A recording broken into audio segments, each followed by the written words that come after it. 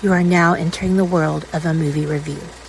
A world full of drama, joy, ridicule, movie spoilers, unpopular opinions, and adult humor for as far as the eye can see. Welcome to An Evening at the Movies.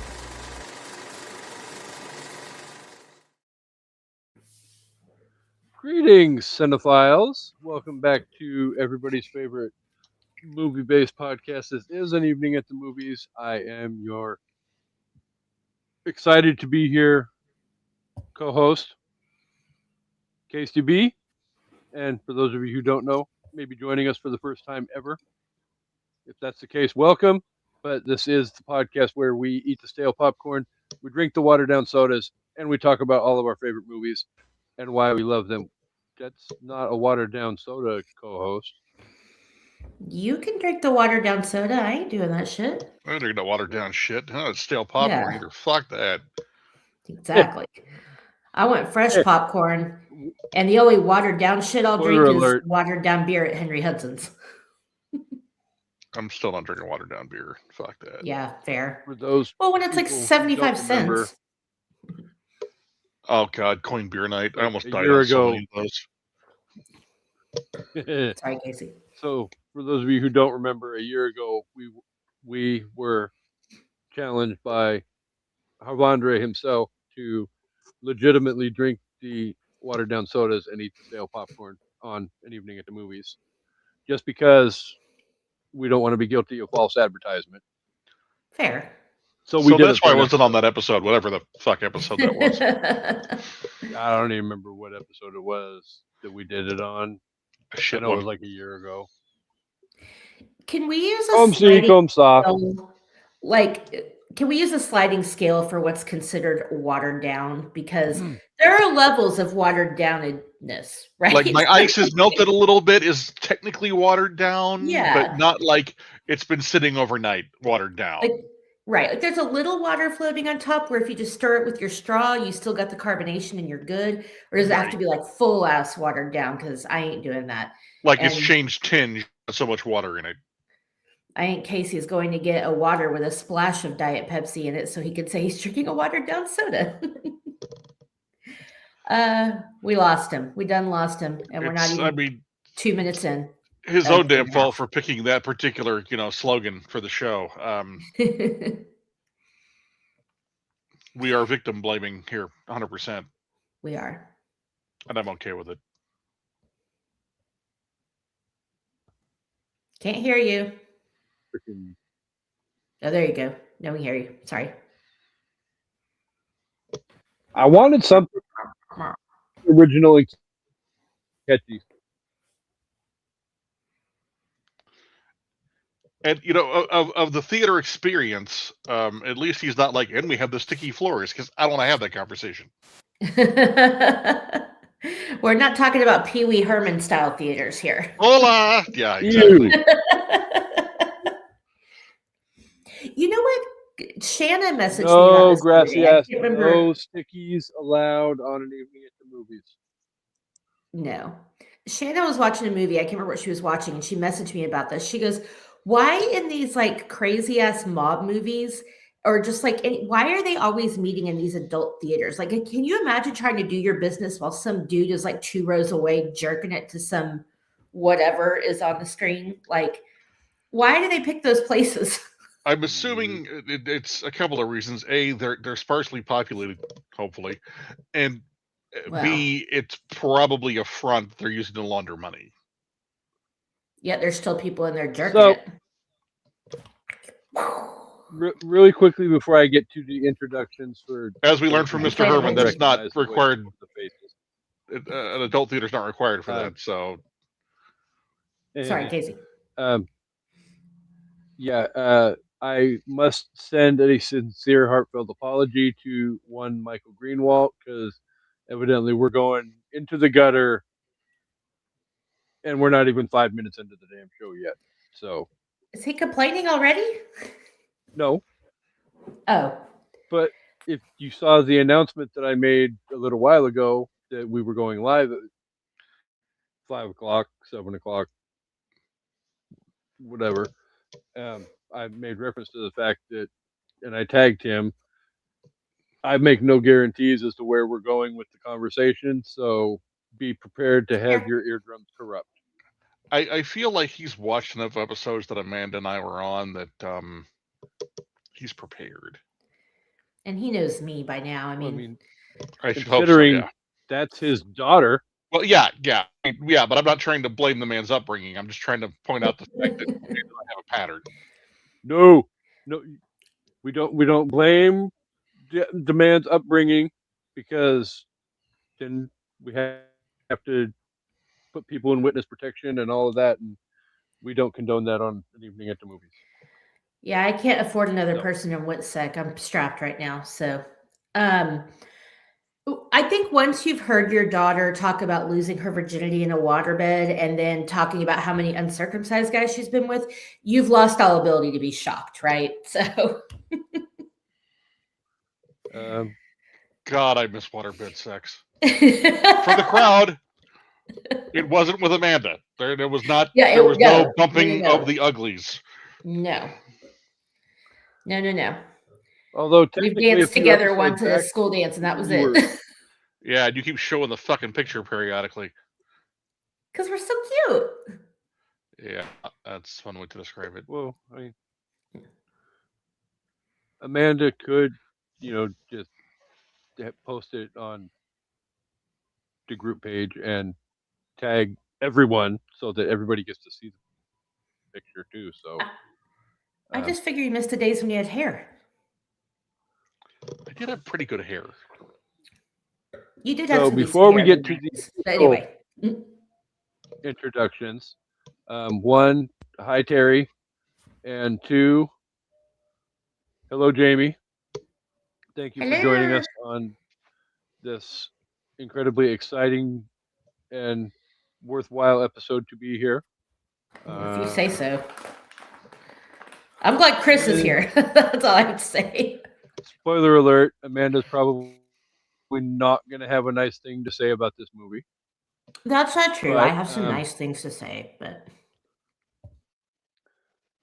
before we get to all the discussions and all of that, though, say hello to everybody's favorite co-hostess who's stuffing her face as we speak. Hi, co-hostess. Hi, co-hostess. Sorry, I'm eating some peanut butter M&Ms. I didn't know it was going to be my turn to talk. Fucking junk food teas. I stole them from George, but I bought them for him, so I can do that. Well, I mean, what's his is his, and what's his is yours. So that's exactly right. Well, at least half. So, but joining us again a second week in a row, everybody's favorite Thunder fan himself on happens to be hopefully LeBron out the hell of the damn playoffs tonight. So please, fucking 9:30 tip off. Before I do introduce the fact that he's back again the second week in a row, I will say this, and only because I want his ass out of the fucking playoffs immediately. Let's go Thunder. Ah! Thunder up, baby! Woo-woo! Yeah, I'm not thundering up. I'll just say let's go Thunder, but that's only because I want LeBron out. I don't think that's going to be a problem. The man is 41 years old, and right now the best player on that team. There is no depth. They are the Dallas Cowboys of basketball. They've got a really good starting group, and then shit. However, I will say if Jared Vanderbilt plays tonight, he gets one of my votes for toughest sons of bitches on the planet. Can he even play? I don't know. But he's not on the injury report. So if Vanderbilt goes tonight, that is a tough man. So the reports that his bone was sticking out of his finger must have been untrue? Oh no, they were confirmed. Well, if he's playing, I'm gonna vote him for MVP. Shit. Right? I mean, there's no way he can dribble with that hand, right? There's no way he can shoot with that hand. He's out there purely for defense, and if he goes for 30 seconds in garbage time, he gets my vote as being a tough sumbitch. Well, you saw that right, Casey? Yes, and I was also going to reference the fact that since last we were here, everybody's favorite Laker, Mr. Luka, has been called out by the Nature Boy Ric Flair, and needs to take a damn shot and get his ass back in the game and toughen up. Well, Ric Flair would know all about that, wouldn't he? Well, he'd take a shot, but not necessarily a painkiller. Man, hamstring injuries are weird, and having had a couple or several, if you can't go, you can't go. I mean, yeah, you can walk around, you can jog lightly, but if you have to push or pivot or whatever, it's Which just not you there. do Sometimes. a lot of in basketball, right? And honestly, I think if Doncic could go, we wouldn't be having this conversation. But at this point, why would he? If I was down 3-0, I was down 3-0, I'm like, I'm saving it for next year, bros. Yeah, absolutely. Sorry. Get yourself a full off season. Get yourself some rest. Yeah. Quit burning through the PT, which sometimes rushing back from that injury makes it worse, as we saw with J-Dub earlier in the season. Yeah. Take care of that thing long literally just say a couple weeks ago, when a certain other team was up 3-0 in their first round series, that like 100 and some odd times that somebody's been up 3-0 in a series and nobody has ever come back. Yeah, I think a couple teams have forced to Game 7, but no one's come all the way back, I don't believe. Because it's just too hard. You can win 4 in a row. And the other team has zero pressure, right? Because they're going to go 1-3 for the rest of the series. And you got to remember too, this is also where you're one game here, one game here, one game. I mean, you're literally every other game. We're in the 5 through 7 stretch where you're constantly traveling. Yeah, and that pressure change, flying on an aircraft with that sort of injury, ow. Yeah.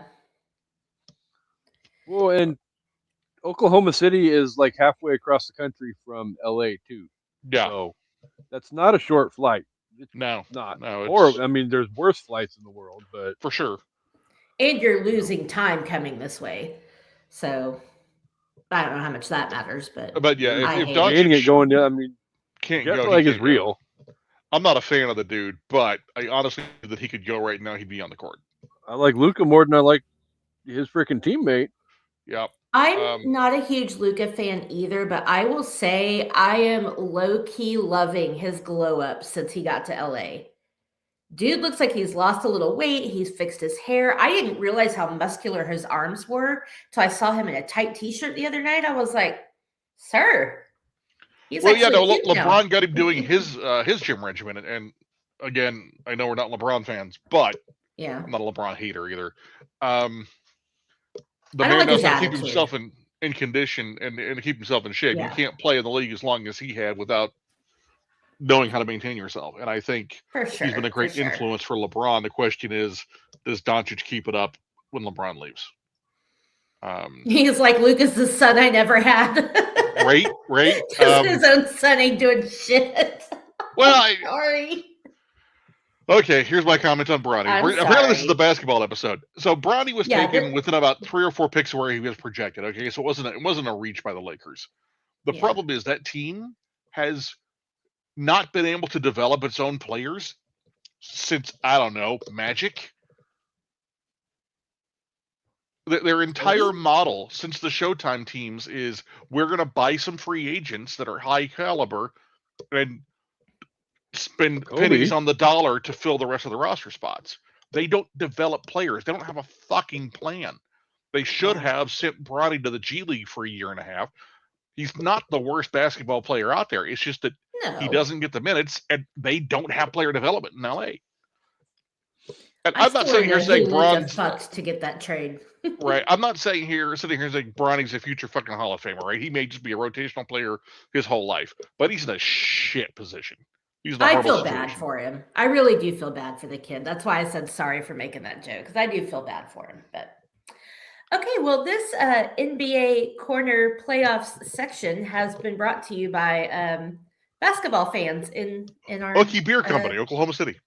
There you go, Okie Beer Company. It's been brought to you by Rumble the Bison. Rumble, sponsor me. All right. I think we have a movie to talk about. Thanks, everybody, if you made it through that and you're not a basketball fan. But we could just do a whole podcast shooting the shit about this. I think we should. Right? I see enough people on TikTok doing it with their hot-ass, stupid takes. Anyway. Wimby didn't do anything wrong. Dude, go get fucked. Okay. Sorry, Casey.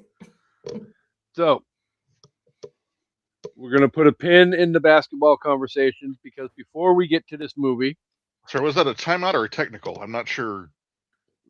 Well, I mean, if it was a technical, I would have freaking elbowed Amanda right in the freaking face. That's a flagrant. It was a travel. Flagrant. Let's travel. Flagrant too. Let's move on. So, before we get to the movie, though, I did see a social media posting last week after our last episode that inspired me. And Amanda kind of sort of knows it's coming. But we're going to play a new game on An Evening at the Movies really quick. Oh, Jesus. It is our version of Fuck, Marry, Kill. We're calling it Keep, Kill, Reboot. Ooh. So there's 3 rounds in the game. Each one of you is going to get your own that you have to order with Keep, Kill, Reboot. So, and neither of the two of you gets the same group of 3 each round either. So that works. Fun. Do we want to go with Papa Palpatine first or ladies first? Yeah, let me go first because you kind of already gave me a tester one. That way he can kind of see. Yeah, I like that plan. It's self-explanatory, but still just so you can see. All right. Yeah, absolutely. Everybody has seen the whole and knows the whole idea behind Fuck, Marry, Kill. But you'll get the understanding of it as we get going. Let's remember, the only answer for Fuck, Marry, Kill is Padme.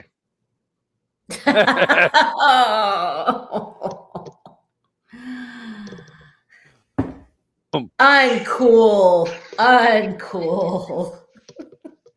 Poor sweet girl. So, Amanda's first round, we have Wrong Turn, Hostel, Saw, Keep, Kill, Reboot. Yeah, those are definitely you movies. Yeah. I will. Well, not really, because her is not a fan of torture porn. I will kill Hostel because ew. I watched that once, never again. I will. Okay, so kill Hostel. Let's keep Saw and reboot Wrong Turn.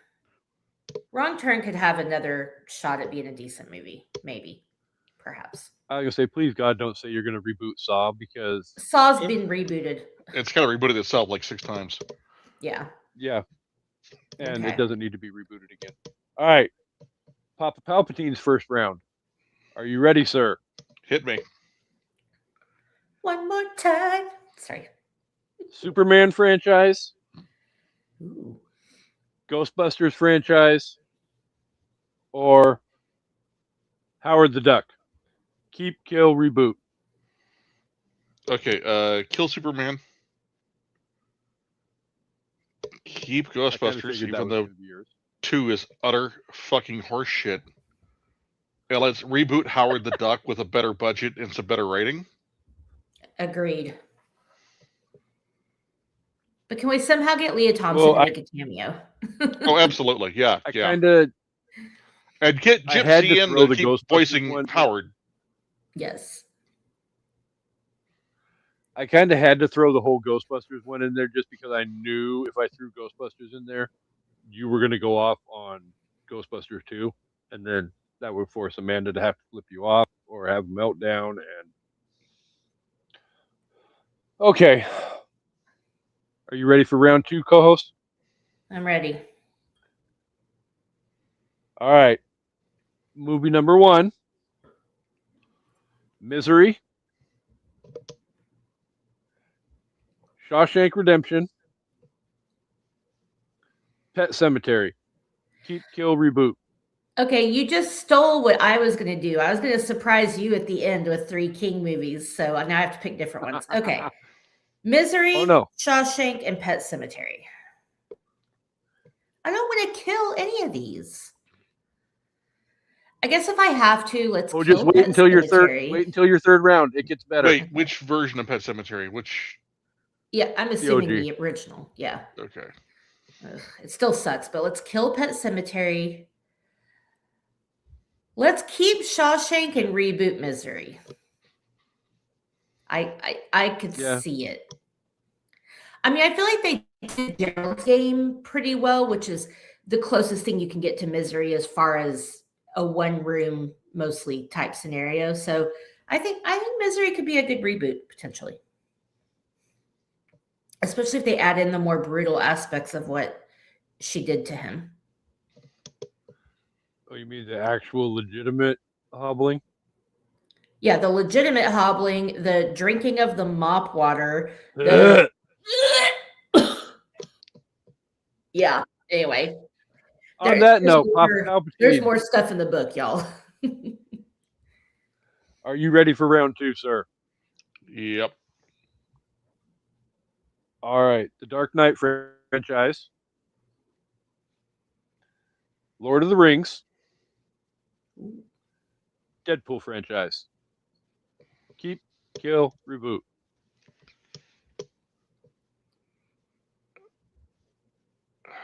Jesus Christ. I tried to not make it easy on either of these 3 rounds. Okay, we're keeping Lord of the Rings. I kind of figured. That one's non-negotiable. I mean, you've been to Middle Earth. I have been to Middle Earth. Mm-hmm.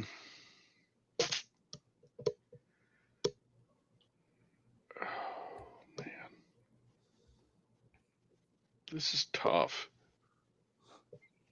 Wait till you hear Amanda's third round. I'm scared. Like, so we're talking about Nolan's Dark Knight franchise, liking Batman in general. Nolan's. Yeah, Dark that Knight. makes it fucking worse. And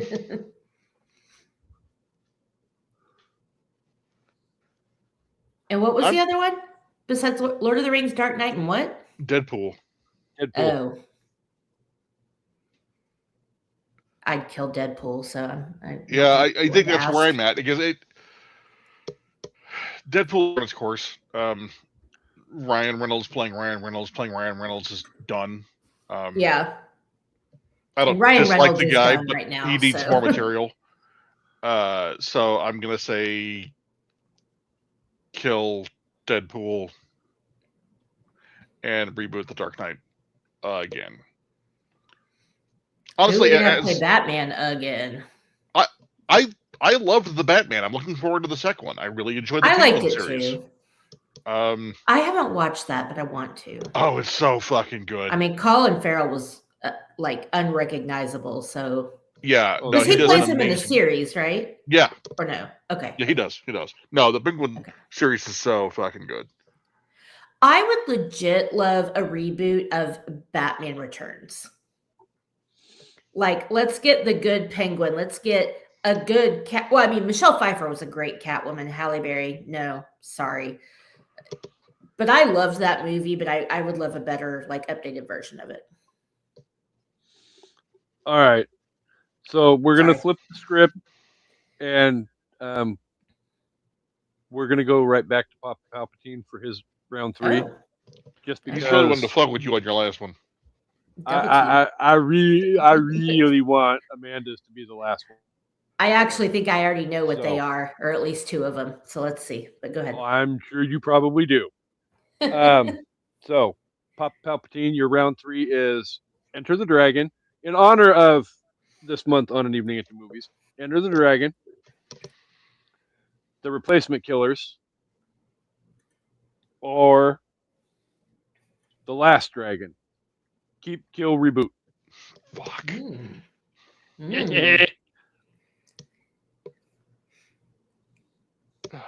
Jesus. You know what you got to do.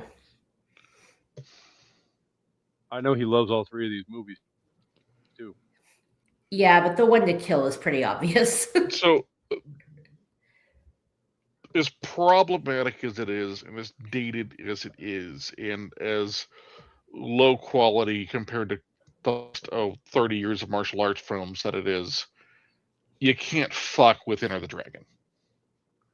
Yeah. You just fucking can't. So keep that one. Yeah, that's a keep. Absolutely. It's a sin to fuck with it, right?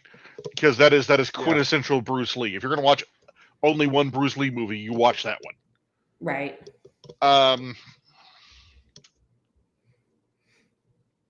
As much as I enjoy it, I can't reboot Enter the Dragon because, and I hate to kill. I'm not sorry. The Last Dragon. The Last Dragon. You can't reboot the Last Dragon because you could never recapture that. You can't recapture the guy who played Sho'nuff. You can't recapture Bruce Leroy. You just can't. It's a blaxploitation film you actually want to fucking watch. I mean, there's a few of those I enjoy watching, even though they're terrible. But it's like if a Wu-Tang album was a movie. Okay, it just you can't fuck with it either. So I'm gonna go with kill on that one just because they keep it sanctity, and I think Replacement Killers could definitely be redone because the story is timeless, and you could do it with younger actors. Timeless or generic? Really? Right. You were kind of full on splooshing over Romeo Must Die. You don't get to talk. High five. Yeah, but that was a take on a piece of literature. This is literally all right. We'll get there anyway. There's only 7 plots, Amanda. 7 plots. Okay, that's actually fair. Now I got to see if I can name them all later. All right. All right. So we're keeping Enter the Dragon. We're killing Return of the Last Dragon, and then rebooting Replacement Killers. That was tough. That's probably the direction I would have gone though, with that as well. I would have killed Replacement Killers, but after your logic, I agree with what you said. So she could have just said you're right. I mean, that was a whole lot of words for nothing. Do you not know hear who me she say is? that to you? I will choke on these peanut butter M&Ms before I will say the words "you're right" to you. Baby girl, you don't choke on nuts. Damn it! So before I get to Amanda's third round, if she does have 3 that she would like to give me at the end, she is more than welcome to. All right. Now we're still going to go with King because that was my idea. Oh, go ahead. Sorry. Oh, yeah. Do you want to do it before or after your third round? Well, is one of my third rounds a king? It is, isn't it? No. Oh, okay. I thought for sure. Okay, then I'm going to do it. Yes, let's do it now. Okay. Okay. Fuck, marry, kill, or whatever. Yeah. Keep, kill, reboot. Keep, kill, reboot. Carrie, 1977, original. Christine. And The Shining. Oh, you dirty. Oh, I'm going to get it. You're a dirty birdie. Yeah. What? I got 3 for him too. I'm going to punch you right back between the fucking eyes. Oh, well, I hope you have the one I left out that I thought about keeping, but okay. All right. Carrie, Carrie, Christine, and The Shining. All right. I'm going to go with Carrie has already been rebooted. 1, 2 times with the third one to come. The second one was good. The one with Chloe Grace Moretz? Yes. The second reboot. Yes, that one was good. What's her face from Lost? Fuck that one. So it's already been rebooted a couple of times. So I can't reboot it. So are I'm you not killing it or going to. keeping it? I'm not going to keep it either. Okay. God, that sucks because I love the original Carrie, but I'm going to go ahead and kill it. Christine and The Shining. Oh, God damn it. This sucks because you know good and hell well what my thoughts are of The Shining. Yeah, The we have the movie. same thoughts. So Oh my God. Reboot The Shining and keep Christine. okay. I respect that. Right. I want a reboot of The Shining as a limited series. I want it faithful to the book and I want it as a limited series. If somebody would do that and do it right, I would be so fucking excited. I definitely have warmer feelings to the 97 miniseries that had Weber in it, but And Rebecca De it's Mornay. still Wow. there's still holes in that miniseries that need to be addressed. So, like that poor fucking kid. Palpatine, All would right, you go like ahead, to punch Chris. me in the mouth too? Absolutely. All right. Star Wars original trilogy. Ooh. Oh, Jesus Christ. Star Trek movies with the original cast. TOS movies. And Tron. Ooh. Maybe replace Tron. Tron was just recently redone. That's an easy one to say. But it wasn't. It's a sequel. It's not a reboot. Oh. Yeah. Okay. All right. My bad. I thought it was a reboot. I cannot kill original trilogy. Help me, Obi-Wan. You're my only hope. But is it worthy of a reboot instead of the keep? Oh, Jesus God, the pain in my head. I thought Amanda was mean. Fucking Palpatine went below the belt. Well, I almost threw you the Green Mile, so. Oh, I would have fucking muted you if you did that. I think you got to throw some of PP's logic in here from his last round when you're talking about Star Wars. Just my advice, but I'll be quiet.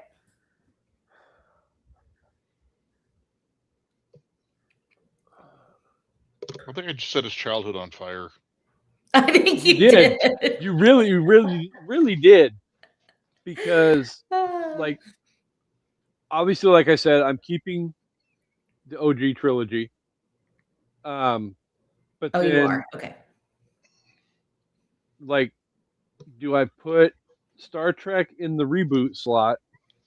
But in a way, they kind of sort of already rebooted that.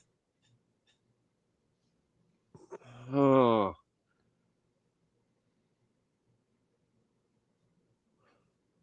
All right, fuck it. Keep Star Wars. Reboot Tron. Kill Star Trek.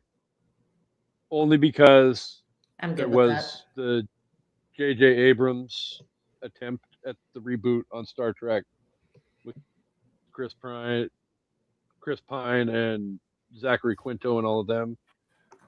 So Chris Pine is so hot. All right. All right, let's see it. Or let's hear it. I don't feel as nice about me being mean to you people now because not very nice back to me. All right. So, drum roll, please. Ready.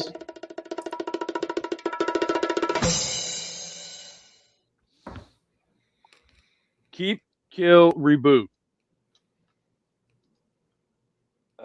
Halloween 2018.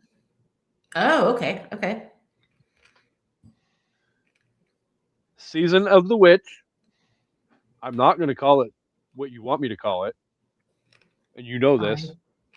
Which please? Halloween Halloween 3, 1978. Season of the Witch. Yes.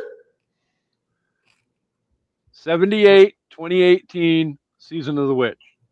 Keep, kill, reboot.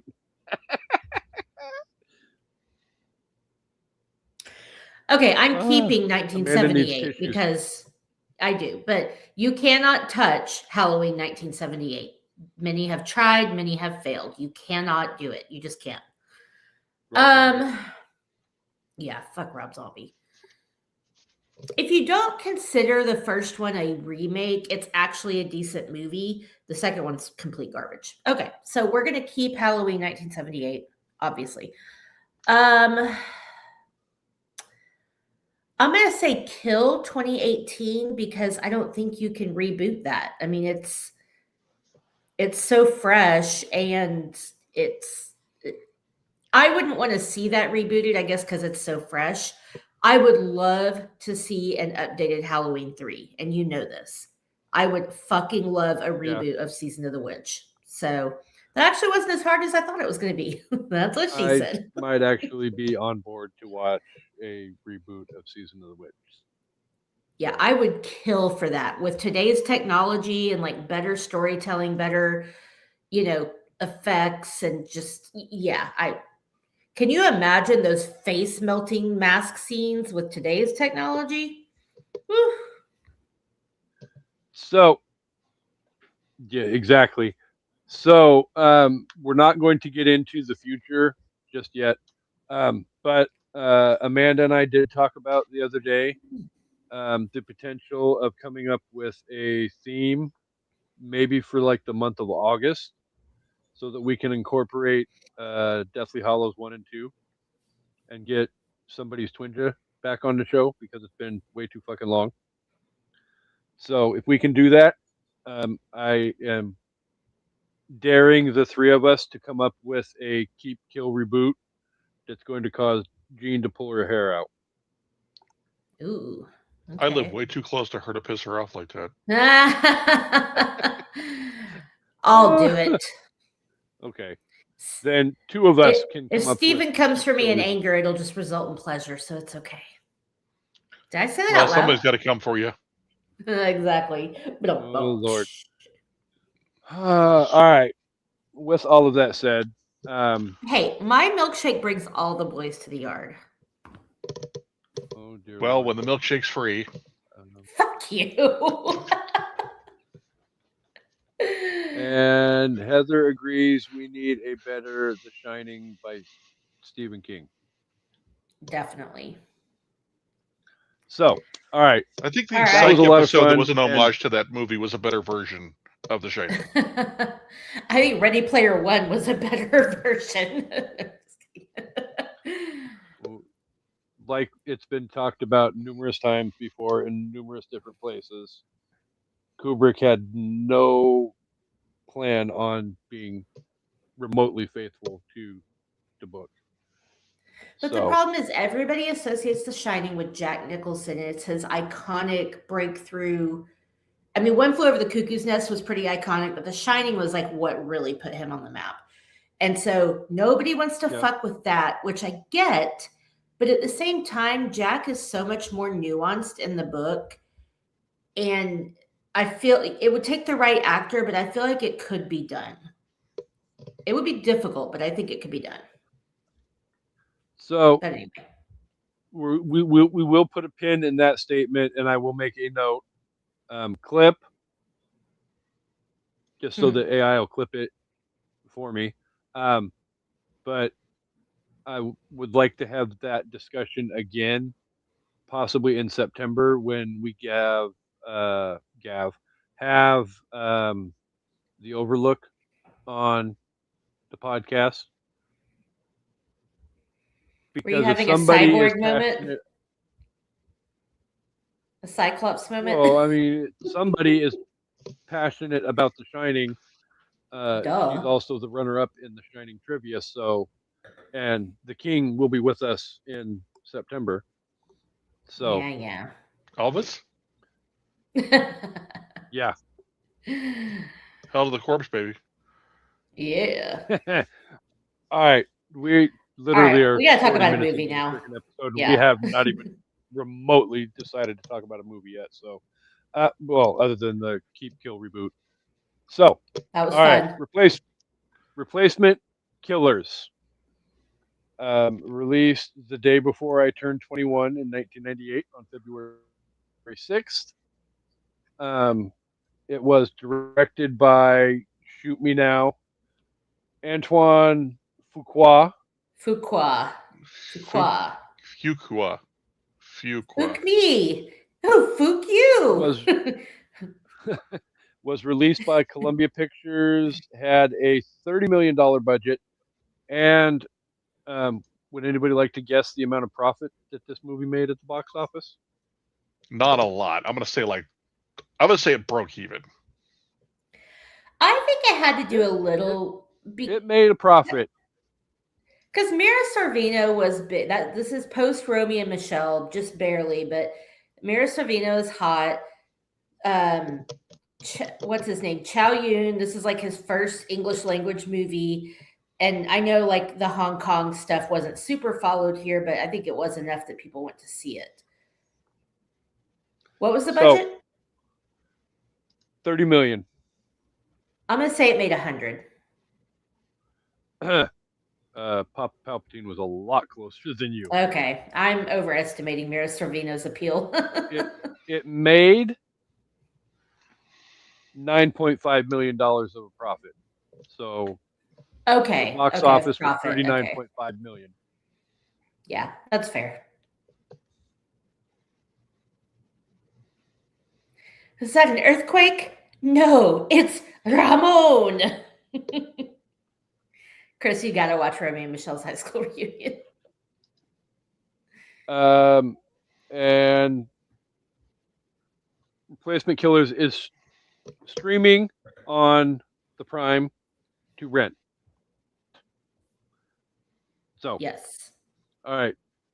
All right. The spoiler alert of the box office, we have 2 Rotten Tomato scores really quick. Oh yeah. Okay. Rotten Tomatoes, the tomato meter on 38 reviews, the popcorn meter on 25,000 plus reviews. Oh wow. Okay. Chris, you can go first. I'm gonna say like 42% on the tomato meter and like 62% on the popcorn meter. I'm gonna go. I made prices right, you. I'm gonna go 40% on the tomato meter. I'm gonna go like 58 on the popcorn meter. Popcorn $1, meter. Bob. Popcorn meter on 25,000 plus reviews, 47%. Ooh. Ouch. Oh, we're getting ready to go ouch again because tomato meter on 38 reviews, 37%. Ooh. 37 in a row? What? So, have you not before seen Clerks? I turn the mic. Yes, I forgot. It's been a minute. All right. So before I turn the microphone over to the co-hostess, I would like to say and get it correct for the first time ever. Amanda, did this movie win any awards at awards season? It absolutely did not. It got nominated for a Stinker Award, which I'm guessing is like the Temu version of the Razzies, for worst on-screen couple. But yeah, that's it. And it didn't even win. It was just nominated. So there's that.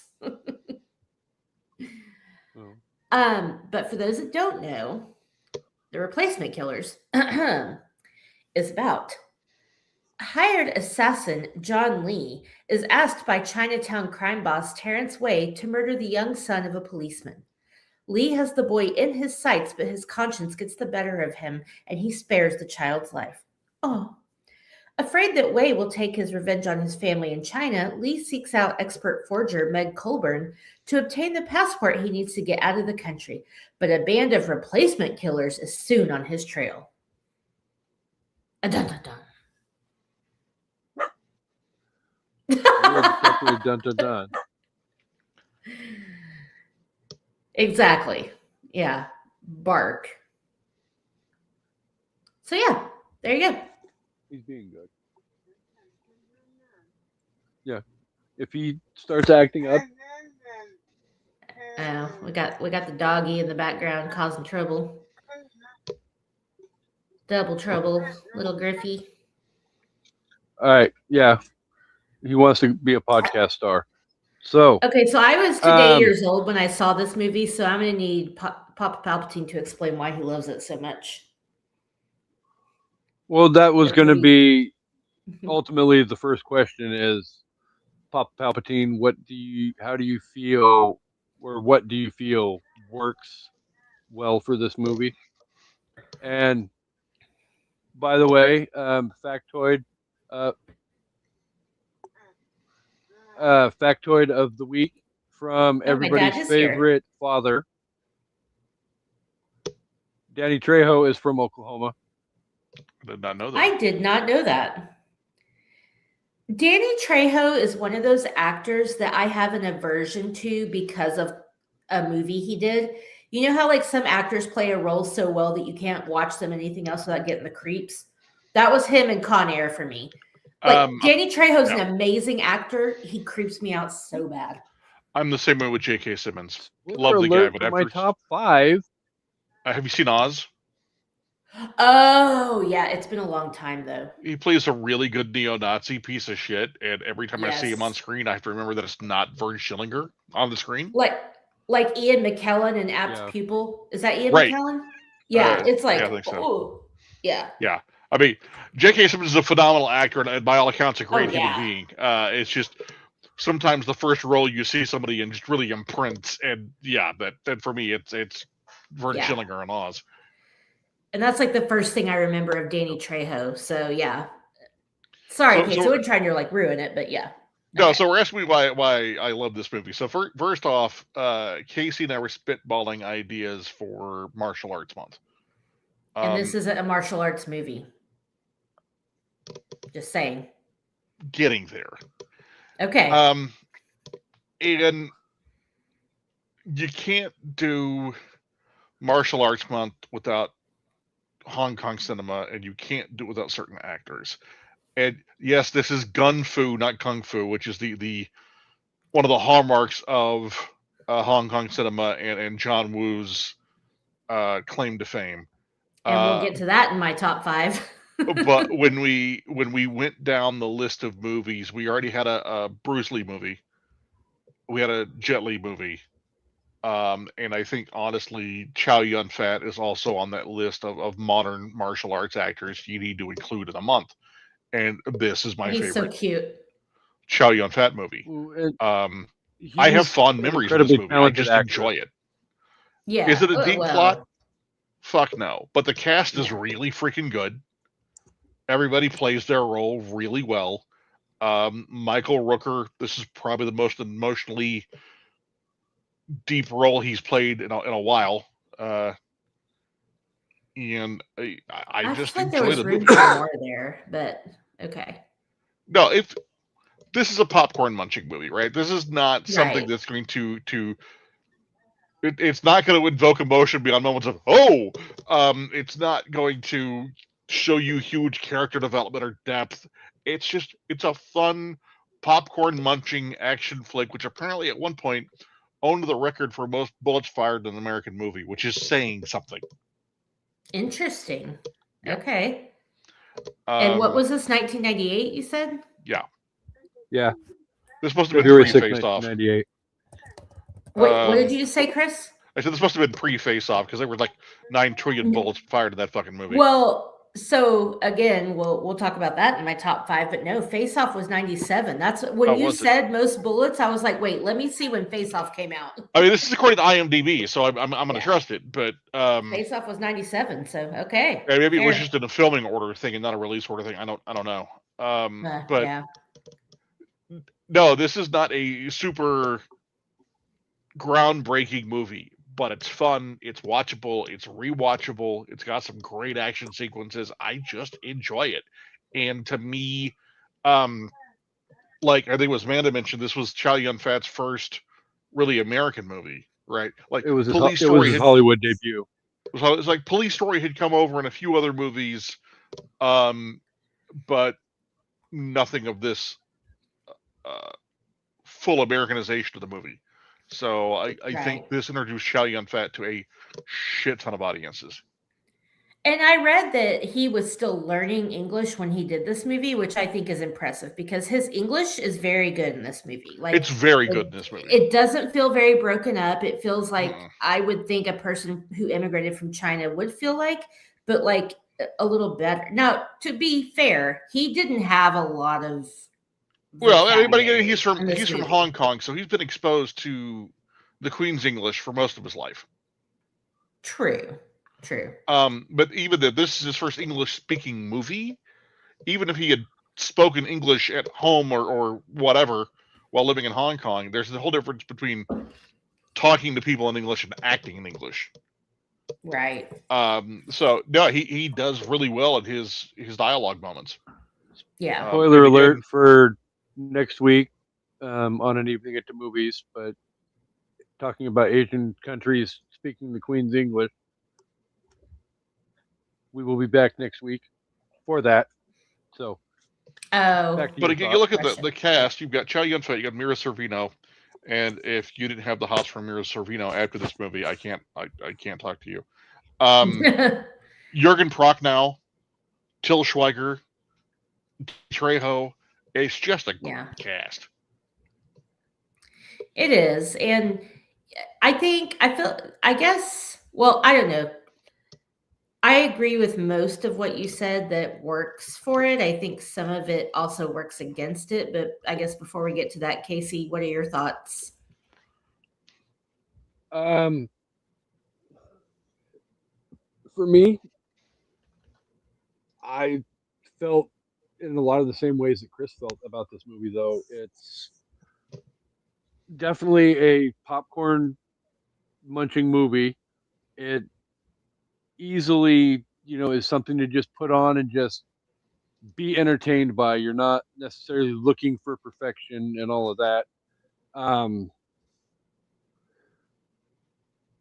I personally, for me, I love the dark, kind of grimy, ghetto-esque setting of Chinatown. I think that works really well. It's very gritty, yeah. In this universe. I love how Mira Sorvino kind of sort of straddles that line between playing a meek, mild-mannered, for lack of a better term, I guess. I don't really want to say bad guy, but I mean, she's crooked. We'll go with crooked. Well, yeah, I mean, we know having she's moments where she's had a childhood of debauchery. Yeah. Maybe not debauchery, but criminal behavior. So we know she's capable. Yeah. Well, and then she has those moments where she goes from that, to being an ultimate badass and literally screaming at the top of her lungs while she's emptying a clip, shooting at somebody, or driving a freaking vehicle through a freaking door and trying to run people down. I mean, it's an enjoyable movie, and it's not something that you need to have perfection with to enjoy the movie. Yeah, true. And on that note, Brandy says hi to. Hey, Brandy. So I guess so again, I watched this for the first time today and I didn't not enjoy it. I agree with what you said about it. It's just like it to me it wasn't, as Casey always loves to say, it's not reinventing the wheel. Like it's, a very I do say basic that a lot. story. It's a very I feel like there were some plot holes and there were some like things where I wanted more depth, I guess. Like one of the main things is, okay, he's dragged Meg into this thing for better or for worse. It happened. He didn't mean to, but whatever. He's still planning to go to China. What the fuck's going to happen to her? Like Wei's just going to kill her. And that never seems to get addressed. Like the whole point is she needs to make him this passport and she's agreed to do it after, a bunch of back and forth. But what's going to happen to her? And I thought that was like and I'm not saying, oh, he should have been like, I love you, come with me. But I feel like it was always in my head going, okay, great. He's going to go save his family. What's she going to do? She's going to die. And I guess I feel like I wanted a little more depth in the story to feel more connected to the characters, which I understand isn't something you always need. I get that. But I didn't understand John's they explained it, obviously, right? They explained it in words, but you never really feel the depth of how and why John got sucked into this thing with Wei and why he feels so compelled to, like, I just feel like the emotion wasn't really there. I don't know if that makes sense. Like, it just didn't feel like the characters had enough depth for me to really care about them. I liked the action sequences. I thought Mira Sorvino was great. It just felt very generic to me, I guess. And I don't really mean that as an insult. I just mean it as I wasn't super invested in what happened to these people. No, they spent almost no time establishing anybody's character except for Michael Rooker's. And even then, it's very, very surface level. So, yeah, the characters are absolutely very 2D. I mean, the running time for the whole movie is 87 minutes. Yeah, I felt like they could have taken 20 minutes and expanded on some things. Although I do want to point out that when they're like, oh, we need to bring in people of John's skill level, maybe combined they were, but those guys were just shit at their job. They were good at spraying bullets. Yeah. But they couldn't aim for shit. Right? Yeah, I mean, I guess in every movie, I feel like there needs to be somebody that you really care about and root for, or even root against. And I didn't care enough about any of these characters to feel that. I liked John. I was glad he had a crisis of conscience and didn't kill. And you learn later that it's the kid, not the cop, which I thought was a decent little twist. But it fell flat for me that I didn't care enough about any of them. Yeah, it was enjoyable to watch, and the fight sequences are great. It also feels like a little bit of like great value John Woo, but I also know John Woo worked on this movie. So, I don't know. I didn't care enough about these people to be invested in it. But I'm with you. It's a fun watch. It's a good action movie for sure. With that said, before we move on, though, I do need to reference the fact that Amanda did say that you find out at the end that it was about the kid, not the dad, Michael Rooker. I didn't see that coming, I will say. I thought it was the dad. I think my favorite line of the movie is finding out that was the intention the whole time. And, well, at the end where Wei tells John the whole thing, and he's like, not in your lifetime, and then he pulls the trigger and shoots him right in the fucking face. I'm like, yeah, like a little bit cheesy, but at the same time, that's some cold bullshit right there. But I actually liked that line.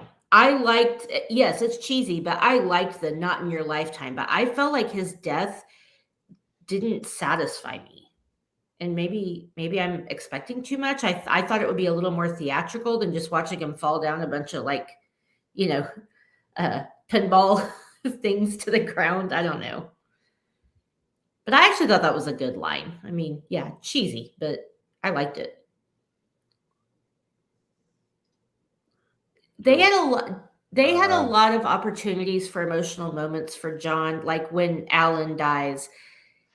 I feel like they almost got there, but they just didn't. And I don't know if that's a result of the actor or of the writing. I want to think it's the writing because I think he's a pretty good actor. I think it was the writing. Yeah, I think the writing's missing some moments. I feel like when he portrayed emotion, I wish there had been a little bit more sexual tension between them two, because clearly that's what they're telling us is happening, right? Like, he's kind of looking longingly at her and I'll miss you. And she's like, you're the only person I've made a passport for that I want to see leave. And I'm not mad that they ended it like that because, yeah, what was she going to do? Go with him?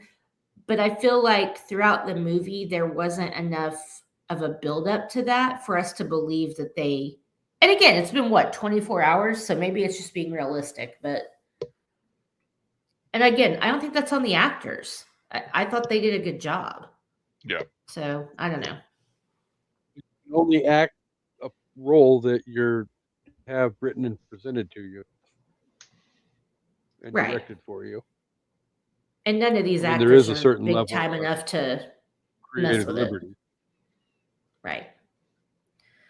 I thought the score was great, and I thought the music, I thought the use of like the techno music and all the different parts was really, really good. It's very I think if I had to sum this up in one sentence, this movie is very much style over substance, which isn't a terrible thing. The style is great. The action scenes, albeit sometimes a little over cheesy, are great. Like the music, it accompanies it well. I don't hate it. I think style over substance describes most of Hong Kong cinema and martial arts movies in general. Fair. That's fair. I'm not hating on it saying that, but yeah, you're there for the fight scenes. And I think maybe that's why I felt a little different about this movie, because I wanted to care more about these characters. And when I didn't get that, I was kind of like, okay, well, I'm just watching Wanted or, whatever other, which we'll get to, gun fu movies. Like I feel like those two actors had the substance to do more if they had been given more. That's fair. So and yeah, Chadwick so hot. Like could he have just taken his shirt off once? God damn it. Okay, sorry. I'm no better than a man. Well, I was just gonna reiterate the fact too that Chris brought it up, that I really feel like this movie would have benefited more from possibly 20 minutes more of elaboration and storytelling. Yeah, just enough to make us care a little bit more about them. Well, that would allow for more character development and all of that. And I think by that standard, we would have had a little bit more emotional investment in the main characters. Yeah, agreed. I guess he did take his shirt off when he got shot, but he was also half covered with bandages. And I just wanted I don't know. I also wanted. She would look for some Chow Yum fat. I was, yes. I also kept waiting for actual martial arts to happen in this movie because I thought this was a martial arts movie and it wasn't. And so that also threw me off a little. I'm like, where's the actual fighting? It's all just gun stuff. Which I don't hate. It's just not what I was expecting. It's gun fu. Yeah, Griffey says he wanted more. He wanted some fighting. So apparently we should have gone with... He wants something, but he ain't going to get it. I should have picked Equilibrium instead, is what I'm hearing. Well, I haven't seen that either. Ooh, excuse me. So yeah. Well, should we do our top fives, or Casey, do you have anything to add before we do that? No, I in a nutshell, I think we kind of sort of encompass the whole discussion pretty succinctly, all in one brief little conversation lit. So, I mean, if anybody else has anything they'd like to add, you're welcome, or we can move along to top fives. I'm good to move on. I'm good. All right. All right. Well, I'm going to go first. I'm just going to claim it because ladies first or whatever. So I was like, I had a hard time finding a top five for this because I kind of kept bouncing off different ideas, but ultimately I landed on movies where guns are the main character, aka gun fu movies. So I'm glad we brought that up.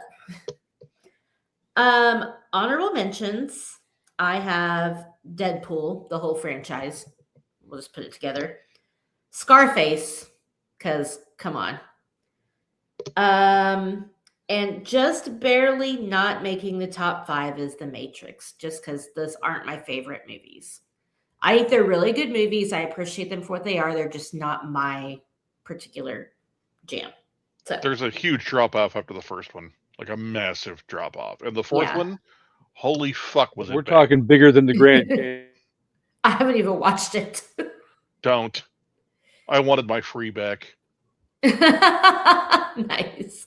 Yeah, I have no desire to. Okay, so my number 5 is a movie that people sleep on, and I actually saw this in the theater because it was a first date, this is a weird first date movie, but highly recommend. Natalie Portman's big debut, Leon the Professional. Great fucking movie. So good. It really is good. Yeah. I haven't seen it in a long time, but I remember really, really liking it. And I really didn't even like action movies back then. I want to say that was 99, 2000 maybe. So it's a lot better than the movie that most people think is her debut. Which one? The Phantom Menace. Who thinks that's her debut? Yeah. I think it's Leon the Professional. I'm pretty sure it is Leon. Yeah. Yeah. I had never seen her in anything. Well, I'm sure it is. I've heard people refer to The Phantom Menace as being her debut, and it's like, okay, well, one, you're wrong. Two, well, a lot of people didn't see that other movie. Started on that movie. Also, I think Where the Heart Is was before Phantom Menace, but whatever. Okay. Number 4, I am going with Mr. and Mrs. Smith. Oh, it wasn't Casey? Okay, sorry.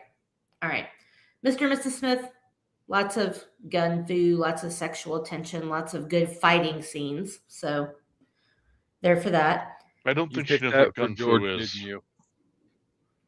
Wait, what? You go, Casey. I said you picked that for George, didn't you? Well, actually, one of my honorable mentions, Wanted. I mentioned it. I was going to pick that for George. And yes, Mr. and Mrs. Smith for George. But also, it's a good movie. One of the few Angelina movies I can actually tolerate. So I would consider most of these gun fu movies, because there's a lot of gunfire, doesn't make it gun fu. Oh, okay. Well, I guess I don't understand gun fu then, because you're not going to like the rest of my list. Okay, number 3 is the entire John Wick franchise. Those are absolutely gun fu. Okay, all right, good. Abso-fucking-lutely. Palpatine can get on board for that one. 100%. So you're saying Leon or the Professional isn't gun fu? Maybe not, just because it's not. All right, we'll have to talk about that because I maybe messed it up. But. So gun fu is normally close quarters fighting, but with guns, where they're using the guns as both blunt objects and as firearms. Pistol whipping. Okay, so it's or knocking them out of line so they're missing and doing all the cool reload shit. So yeah, John Wick, absolutely gun fu. Yeah, I mean, I think Mr. and Mrs. Smith is too, though. Then there's a lot of. You haven't seen Mr. and Mrs. Smith? Oh my god! I'm not an Angelina Jolie fan. I am okay. List of movies I've enjoyed her in. One of her biggest haters, right here. I actually enjoy Mr. and Mrs. Smith. I tolerated Wanted. Yeah. I was forced to watch Girl Interrupted 3 times and didn't hate it. Yeah, that's it. What's the one she's in with? Gone in 60 Seconds is pretty good, even though I can't stand her. She's barely in that movie. I know.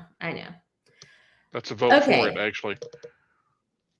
Yeah. So number 3, John Wick. Number 2 is Kingsman. I guess the first Kingsman movie, but the second one too. But I love the Kingsman movies. I think they're so cute and clever with all their, weapons, but they're good with the guns. And then my number 1 is Face Off, which I guess... Oh, absolutely gun fu. Yeah, for sure. Okay. I mean, not to mention the guns are beautiful. Like, Castor Troy's guns are just gorgeous. Like, but also there's a lot of shooting in that movie. So maybe I misunderstood the assignment, but I thought those were all pretty good. So well, no, you said the guns are the main character, so you met your criteria. I'm good with it. Okay, thanks. And it's your top 5 list, so it is what it is. And absolutely, they're in your own rules. Nobody can argue that point, right? There you go. So, Papa Palpatine. I know what your top 5 is, and I believe Amanda knows what your top 5 is, but I'm curious. She does not. What your list entails. Oh, okay. Or unless Casey told you, I did not tell her. He did, but I forgot. So top 5 Michael Rooker co-stars. Ooh. Okay. Honorable mention goes to Kevin Bacon in the Guardians of the Galaxy Holiday Special, where Kevin Bacon played Kevin Bacon. I love when Kevin Bacon plays Kevin Bacon. Right. The episode of Will and Grace is fucking amazing. Number 5, Chow Yun-Fat, Replacement Killers, what we just talked about. Number 4, Jay and Silent Bob and Mallrats. Oh my God! Forgot he was in that. He's the asshole father / game show host. Yep. God, I love Mallrats. Okay, sorry. Number 3, the entire fucking cast, Guardians of the Galaxy. I can't pick one co-star from that. I just can't. I refuse. You can't make me. I love Mary Poppins, y'all. Anybody want a chocolate pretzel? Sorry. We're past that. We've moved on. Sorry. Number 2, Val Kilmer in Tombstone. He's in Tombstone? He's in Tombstone. He plays one of the cowboys who switches sides and rides with Wyatt's posse. Oh, yeah. Okay. Good. He's got a hat on the whole time, so you don't see his bald head and recognize him. And I think he's the only guy in the cast without a mustache. Funny. And then number 1, because no one tops this man on one of my lists, Robert Duvall in Days of Thunder. Oh, yes. He's the... I totally forgot about Days of Thunder. I know who he is, but I can't remember his name. But yes. Harry, the crew chief. Yes. No, not Robert Duvall. Oh, no, he plays Roddy Burns, the villain turned buddy. Yes, I couldn't remember his name, but yeah. I always want to say Rowdy Yates. That's a whole wrong show. Good one. All right. Great list, sir. I went with top 5 Danny Trejo movies. This is going to be a good one. Looking forward to it. Spoiler alert, Amanda's probably going to be triggered at some point in this list. Oh, I mean, obviously. He's so good in that movie. It can't not be on there. Creepy. I have 2 honorable mentions, one of which I'm not a huge fan of the movie, and the other one, I mean, it is what it is. But honorable mention number 1 is going to be Anaconda. I forgot he was in that. All I remember about that movie is that I saw that movie. That's literally all I remember about that fucking movie. Well, yeah, I've seen it a couple of times, but yeah, it's not worth mentioning. It really isn't. Well, it don't want none unless you got buns on. Exactly. Thank you. Sorry, real quick. Casey has heard this story, but just in case you guys haven't, I saw that in the theater And there was this guy sitting behind us, this like just giant white trash looking dude with his overalls with no shirt under it. And every time that snake killed someone, he laughed maniacally. Like, not laughing like, oh, that was, he laughed like a sadistic murderer every time that snake killed someone. I was scared. It was like, somebody walked me in the parking lot. Damn. That's funny. All right. Okay, And last honorable mention is going to go to Once Upon a Time in Mexico. Yeah. Okay. Wait, is he in that one? I don't know. I blocked that movie. Most of these, he's very briefly. I mean, it's not like he's technically starring in the movie. Right? Yeah, for sure. Is more He's of a star. He's a good character actor. Most of his roles, he just has a cameo. Right. Yeah. Well, him and Robert Rodriguez go way back too, so he ends up a lot of Robert Rodriguez movies. Yeah. Number 5, we're going to go with Predators. Okay. Casey, silence your phone, man. Sorry. Love you. Mean it. No. Number 4, we're going to go with The Replacement Killers. Okay. Let's see. Number 3, we're going to go with an actual movie he technically did star in, Machete. Yes. Number 2, one of my favorite vampire movies of all time. Yes. Dusk Till Dawn. Good one. Salma Hayek, enough said. And then Yeah, number 1 fair. is The Trigger Warning, Con Air. Yeah, I mean, that's good. Yeah. So I don't understand how you skip over Desperado and include Once Upon a Time in Mexico. Oh, that's fair. In all honesty, shoot me now. I haven't seen Desperado. What? Huh? Okay. So you've seen the third movie in the trilogy, but not the second. Yeah. Like, I haven't seen the first one, but because it's basically Desperado from what I understand. But okay, dude, you gotta watch Desperado.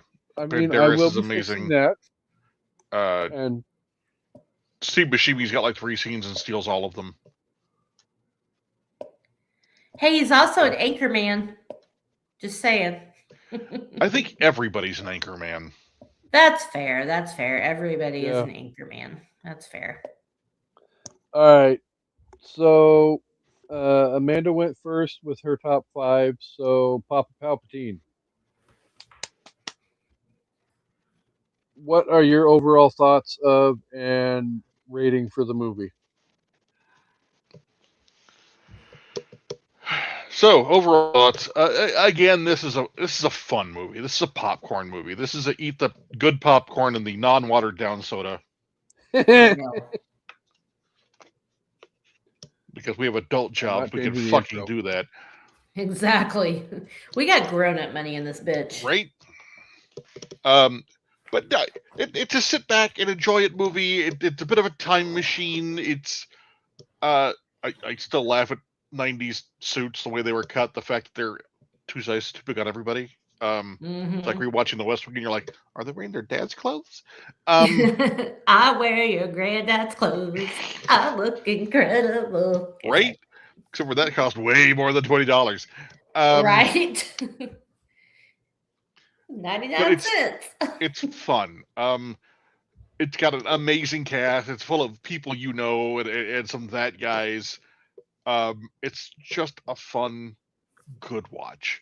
If you're looking for character development or a far-reaching plot or depth, it's not your movie. If you're looking for some classic Hong Kong-style cinema, some gun fu, some decent acting, and 87 minutes of just fun, go for it. And so I'm going to give this 4.5 out of 5 forged documents. You fucker. That was mine. Paybacks for all the time you've done that to me. Well, mine was forged passports, but still. Okay. Same thing. Okay. So, like I said, wasn't a lot of depth for me. I didn't really care about any of these people, but it was fun to watch. Again, I think Chow Yun-fat probably had the most emotional. I know you said, what's his name, the cop, but I feel like he had a little bit more emotion, but I just still, again, I wasn't invested. So watching it as an uninvested person, it was fun. The action sequences were cool. The music was cool. Again, very stylistic, not a lot of substance, but I'm okay with that for a movie like this. Mira Sorvino, I thought was really good, even though I really don't like her that much as an actress. I really want to like her. I really do. I love her in Romeo and Michelle, but I don't know, something about her bugs. Wait, you didn't like her in Mighty Aphrodite? I don't think I've seen that. That's what she won her Academy Award for. Oh, I have not seen it. Okay. I'm going to give it 3.75 forged passports because I can't think of another thing right now. So screw you. I'm ready to thunder up. I got other things on the mind. Oh, I guess it is about that time, isn't it? No, it's not. You still got we got an hour. I know. We got an hour till this stupid shit. Fucking 9:30 tip off. Fucking shit. I'm not even turning it on because I got work in the morning.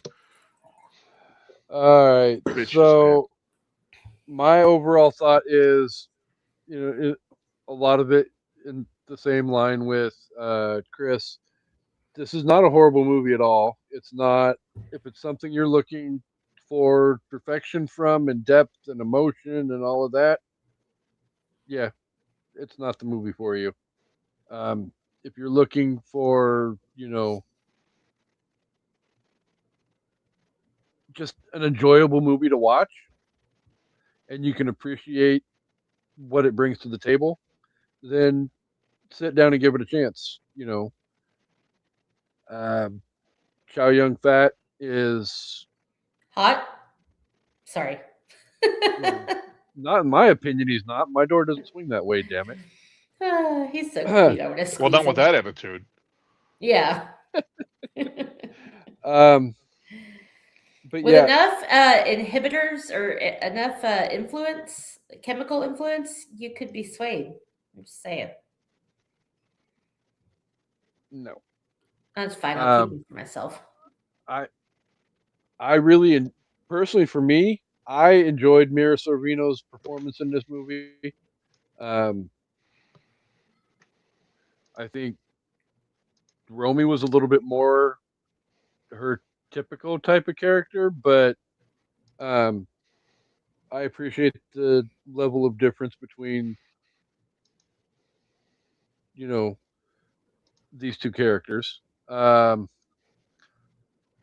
gonna go with 4 out of 5. Screaming Mira Sorvino's while losing her shit and going ape shit badass. There you go. So, but yay, this was a lot of fun, and thank you, Chris, for requesting the movie. Even though it wasn't necessarily a request, but it was a request, and it's semantics. But well, it also wasn't a martial arts movie. I guess that's also semantics. But hey, it was still a good movie or decent enough. Huh? That's not martial arts. Do you not know what martial arts are? Well, first of all, you're an American, which means the martial art does involve a gun. And martial art is just a localized fighting form to a regional country. There were no guns in the Karate Kid. Get fucked.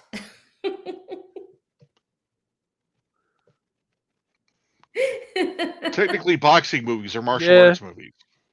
I agree. There's no guns in those movies either, except for outside the ring. Well, I mean, we I were just wanted technically one like shamed kung last fu week kick to on the head. last week's episode by George because we're not doing Bloodsport this month. Yeah, George was big mad about Bloodsport. We'll have to bring it back sometime. Honestly, I'd rather do like a Steven Seagal, like Hard to Kill. I'd do Hard to Kill in a minute. It makes my bird twitch. Anyway. Didn't we have enough of your bird twitching last month on the show? There's never enough of that. Baby Look, wants I don't think gets Papa baby Palpatine gets what wants to be baby around wants, for your according to bird Chris. Whatever baby wants. That's Chris's motto. I mean, Anyway. he's not wrong. Exactly. So, I'm the baby in this scenario. You're something. But yeah, so as always, though, before we end the show, we want to thank the listeners for being here each and every week. You guys are incredible, amazing, nothing but love for you all. And also, coming up next, well, I'm not 100% sure which one's coming up next week still because I've got to talk to Kendra about her schedule. But it's either going to be Kung Fu Panda next week or it will be the original Rush Hour. So excited for Kung Fu Panda. You guys are either welcome. be animation or you'll have to be understanding the words that come out of my mouth. Nobody understands the words that are coming out. Can nobody understand the words that are exactly? Can nobody understand the words that are coming out of your mouth? And then I am just ready to bust out my Mariah Carey because every time I hear that song, all I think of is Rush Hour. So yeah, that's a good plan, Casey. Okay.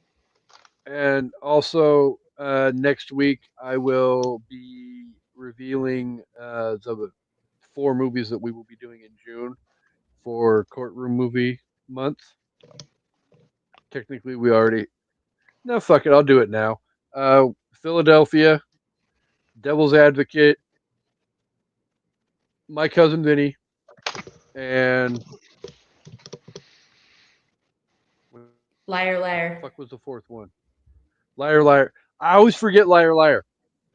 So I take it was the hands. Chris, do you want to come on for My Cousin Vinny? Fuck yeah, I do. Because my Papa. Biological clock. You missed me stomping the floor, unfortunately, but it was there. We'll be back in June for My Cousin Vinny. Yes. So lots of great stuff coming up over the next few months. And like I said earlier, we will figure out a way to get the other Twinja, back on the show sooner rather than later. And as promised a long time ago, wrap up. I'm going to have to watch these movies again at this point. Yeah, me too. There's never a wrong time. I mean, Chamber of Secrets. I'm not mad. I'm not mad about it. Yeah. It was good. I'll watch. We can do one 7 October. out of the 8 of them over again. Do them on the 31st. That way it's All Hallows Eve.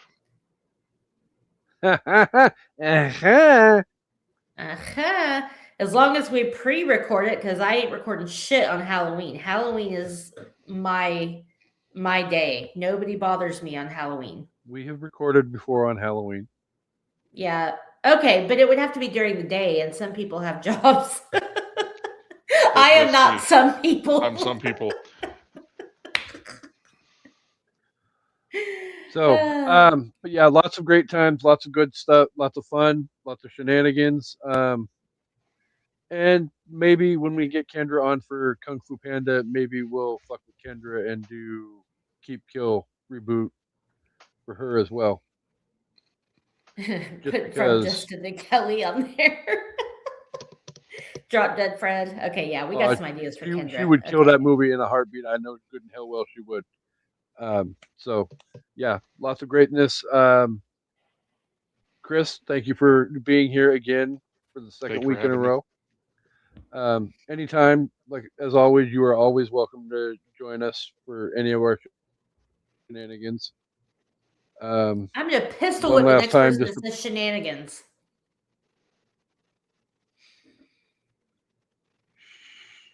shenanigans. Farva, what's that place you like with all the goofy shit on the wall? Okay, sorry. Pistol whip, an element of gun fu. Very true. But one last time before I turn the microphone over to Amanda to wrap up the show, just because I really, really, really want this to happen. Go Thunder. Amanda, take us home. Woo! Yeah, thunder the fuck up, baby. Woo! Yeah, the Lakers got can it twice suck this episode. Be fortunate. It's probably the last time. I'm impressed. I'm impressed. Suck it, LeBron. Yeah, thank you guys for watching and listening. We hope you thunder the fuck up tonight if you're so inclined, and we hope you enjoyed the episode, and we hope you come back for an evening at the movies. Goodbye. Peace and hair grease. Ooh, my dad says go Thunder. Yeah, I have to throw that up there before I hit end stream. Bye.